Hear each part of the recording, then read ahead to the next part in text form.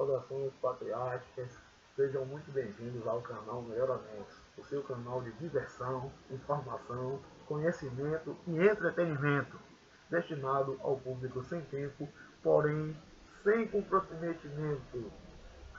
Você deve estar se perguntando, pô, por que esse cara tá com bico de pato? Já já eu explico para vocês que você agora pode estar fazendo o papel de pato. Você está sendo lesado e nem sequer tomou conhecimento ainda da sua situação. Você que é trabalhador CLT, preste bastante atenção nesse vídeo, pois eu vou te dar uma dica muito importante a respeito do contrato CLT, principalmente se você trabalha para microempresa. Preste bastante atenção. Aproveita, se inscreve no canal, já deixa seu like e compartilhe com seus amigos e familiares. Ok? Vamos para mais um vídeo. A consolidação das leis do trabalho, mais conhecida como CLT, criada no dia 1º de maio de 1943, ela define vários parâmetros aí em relação a você, trabalhador. É onde serão registrados todos os seus períodos de trabalho e as profissões a qual você venha a desempenhar. Ficará tudo registrado neste único documento chamado Carteira de Trabalho e Previdência Social. Bem, como todo brasileiro, você já conhece muito bem este documento, que também é uma ferramenta muito importante na sua vida, na vida do trabalhador, seja ele formal, informal, braçal, trabalhador de meio período. E recentemente, até as empregadas domésticas passaram a ter direito de assinatura neste documento. Vejamos agora algumas possíveis fraudes que podem ser feitas aí por alguns, entre aspas, maus empregadores, empregadores de péssima conduta, que nem sequer deveriam ser constados como empregadores. Vamos lá, nós vamos ver alguns dos parâmetros que eles costumam fraudar, que sim, página. Isso inclusive é tido como fraude.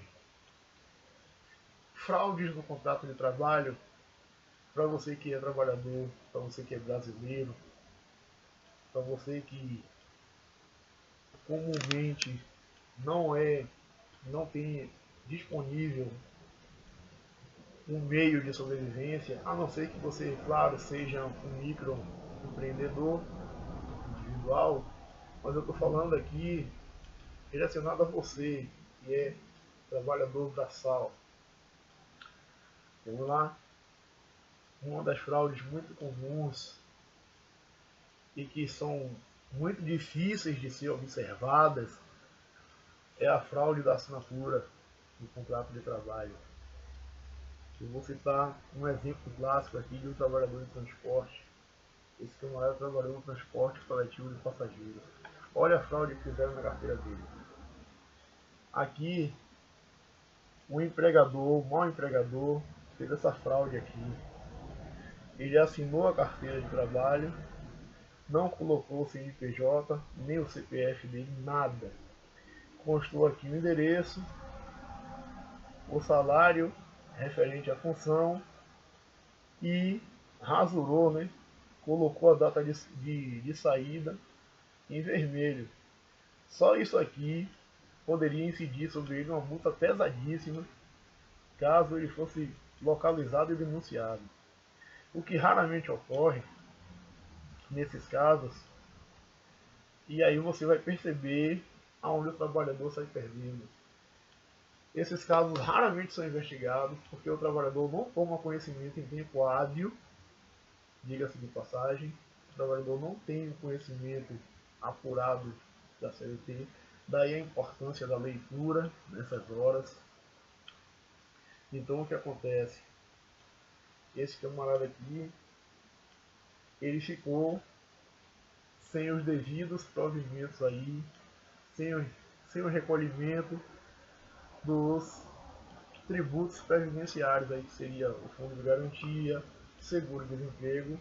Através desse empregador aqui, esse camarada já não vai ter direito, porque não vai estar constando lá o depósito, ok?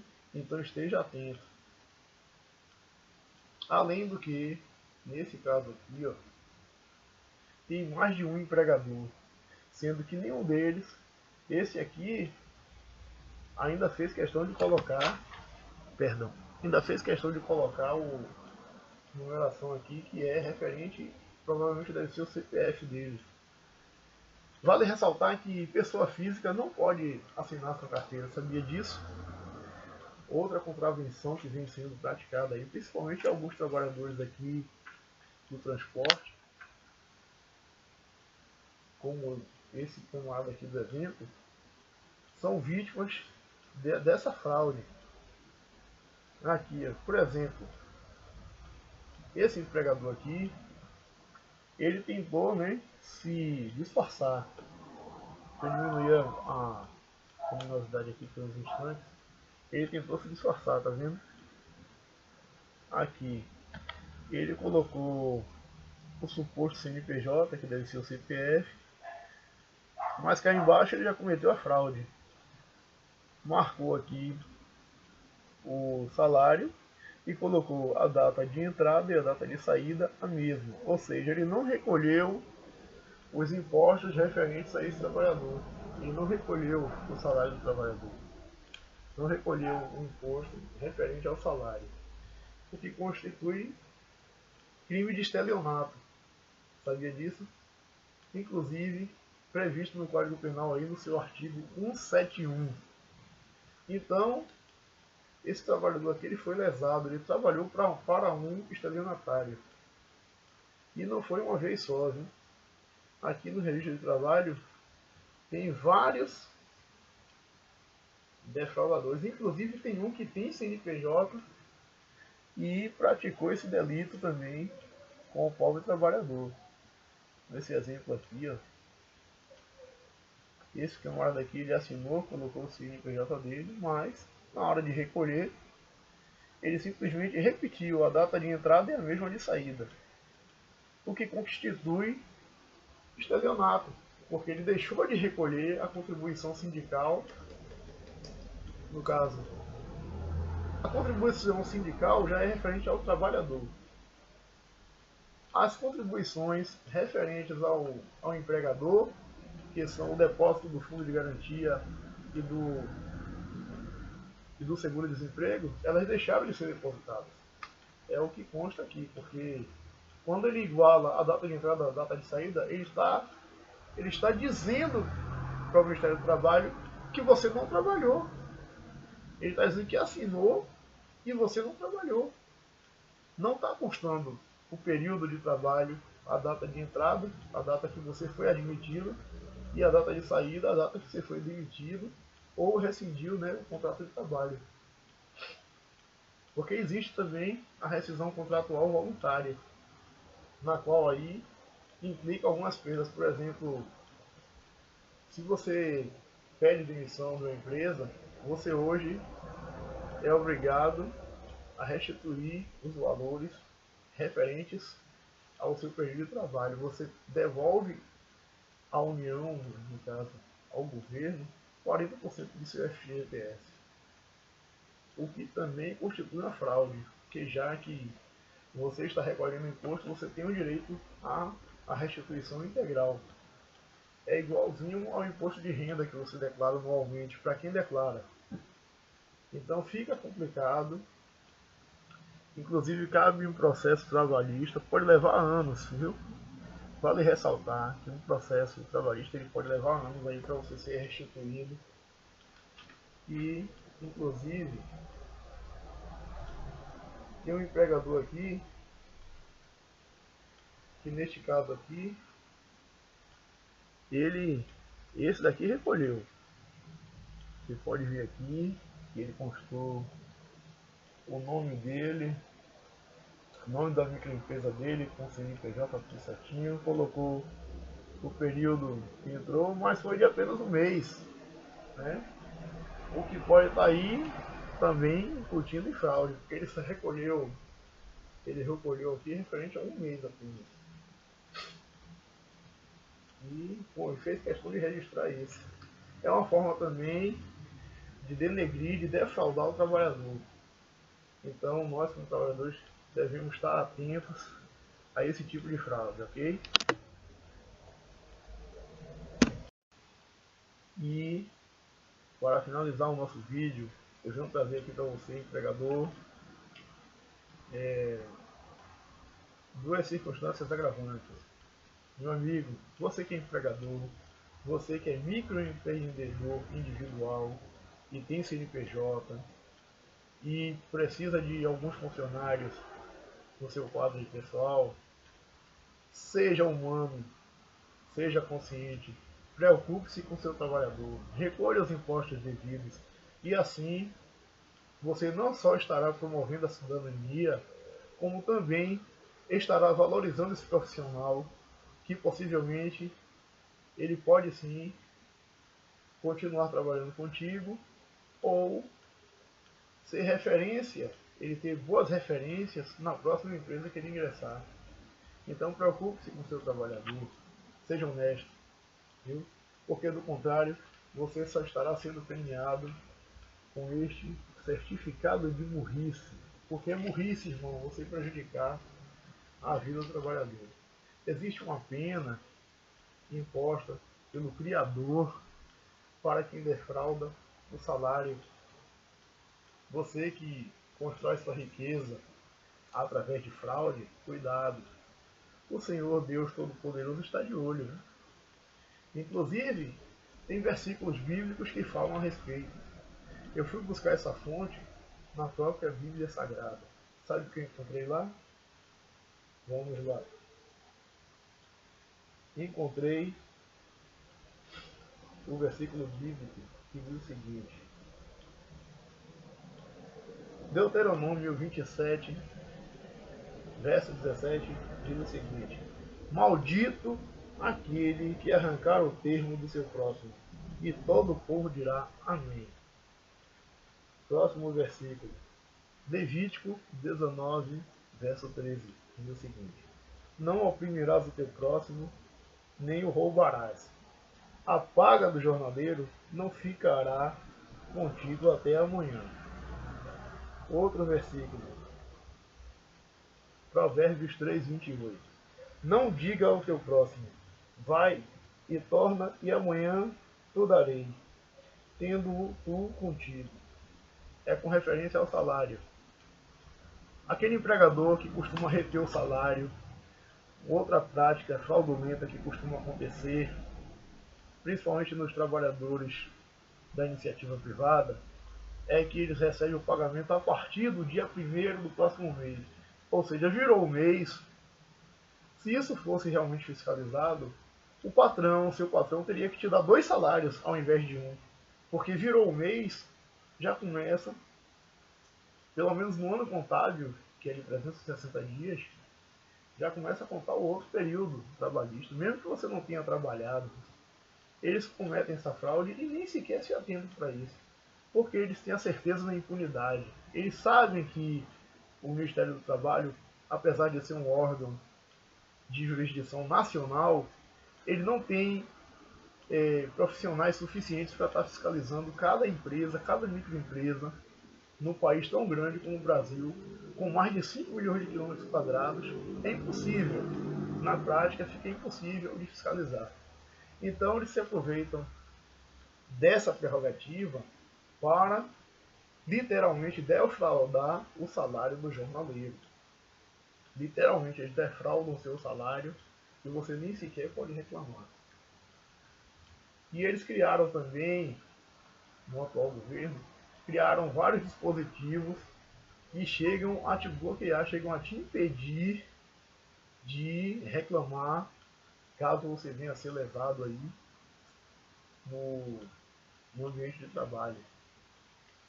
Cometem vários abusos, várias irregularidades e na maioria das vezes eles saem ganhando, viu?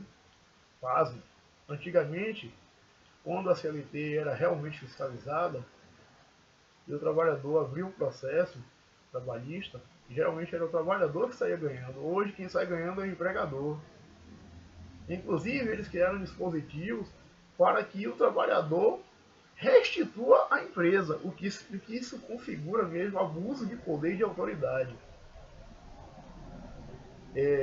Eu quero passar para vocês, antes de finalizar o vídeo, o último versículo, que é de Jeremias 22:13, que diz assim: aquele que edifica a sua casa com injustiça e os seus aposentos sem direito, que se serve do serviço do seu próximo sem paga e não lhe dá o salário do seu trabalho. Olha aí que versículo interessante.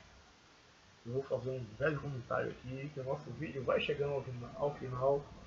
Aproveita, se inscreva no canal, deixa seu like, compartilha com seus amigos, familiares, conhecidos, estranhos e todos aqueles que você conhece que também são como nós, trabalhadores braçais. Ok? Vamos lá. Continuando nosso vídeo. O vídeo de hoje está interessante. Eu espero que eu tenha esclarecido bastante, aí clareado a sua mente em relação a período trabalhista. Inclusive teve um fato interessante ocorrido este ano.